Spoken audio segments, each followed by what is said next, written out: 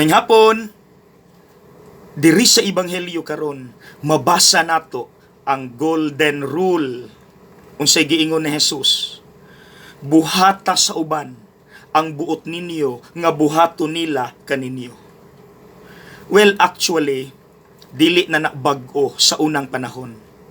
Kay ang 7 major religions gabuhat o gatudlo pud ana. Pero kay kining atong Ginoong Hesus, anak man sa Dios ug Dios mismo, mautong milabaw siya, milatas siya sa kasagarang golden rule nga gitudlo sa kalibutan. Mga igsuon, okay man ang golden rule. Gitudlo gani na ni Kristo karon, di ba? Pero delikado manggod kay pwede gihapon siyang masakyan og binuang. Like muhimo kog maayo aron mabalusan kog maayo. Pakitang tao lang. So unsa gyud ay ning kang Kristo nga labaw sa kasagarang golden rule? Well, kabalo na ta. Nga sa dinhi pa siya sa kalibutan, naghimo siyag maayo, nagsulti siyag maayo, pero gi-reject siya, gipasakitan pagani. Pero diha sa krus, gipasaylo gihapon niya. Mga igsuon, na ako'y ipapili ninyo tulo.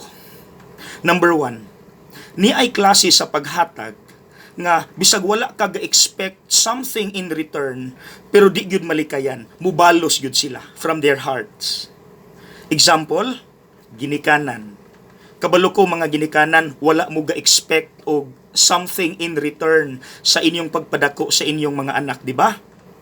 Pero di gyud na malikayan, inigkadagko nila, mubalos gyud na sila. Number 2, kini mo'y delikado. Kanang maghimo kag maayo, pero you are expecting something in return. Delikado na. Number 3, kini kang Kristo.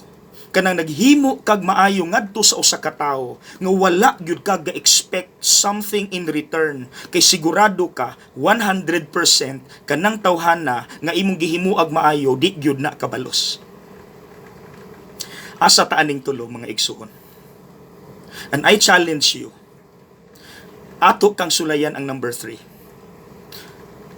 Look for a person, a stranger, nga sigurado ka 100% di gyud kabalos nimo. Do good to that person.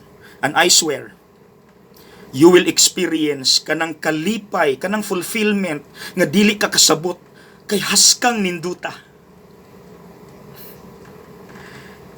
God bless.